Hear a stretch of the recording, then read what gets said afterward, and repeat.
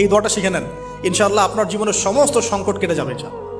আমি নিজেও এই দোয়াটা বেশি বেশি করার চেষ্টা করি। দোয়াটা হচ্ছে, মুসা আলাইহিস সালাম একটা গাছের নিচে হেলান দিয়ে বসলেন, বসে দেখলেন দুজন মেয়ে দাঁড়িয়ে আছে দূরে, পানি নিতে পারছে না, লোকজন পানি নিয়ে যাচ্ছে, ওরা দাঁড়িয়ে আছে বেচারি। মুসা আলাইহিস সালাম গিয়ে বললেন, কি সমস্যা আপনাদের? তারা বললেন যে আমাদের বাবা অনেক বৃদ্ধ মানুষ, আমরা পানি নিতে পারি না যতক্ষণ না আমাদের কম পানি নিয়ে চলে যায়। তো মুসা আলাইহিস সালাম তো একটু বললাম না, ফিজিক্যালি খুব স্ট্রং ছিলেন, থাকে না বডি বিল্ডার, সামনে গিয়ে কথা বলে সরো পানি দিতে দাও, তখন মানুষ একটু মূল্যায়ন করে না। তো মুসা আলাইহিস সালাম এভাবে পানি নিয়ে দিলেন এবং বাছুরদেরকে পানি পান করালেন, করিয়ে গাছের নিচে এসে বসে আছেন।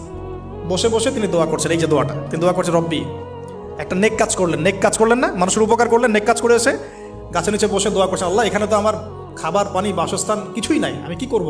রব্বি ইন্নি লিমা আনজালতা ইলাইয়া মিন খায়রিন ফাকির, রব্বি ইন্নি লিমা আনজালতা ইলাইয়া মিন খায়রিন ফাকির।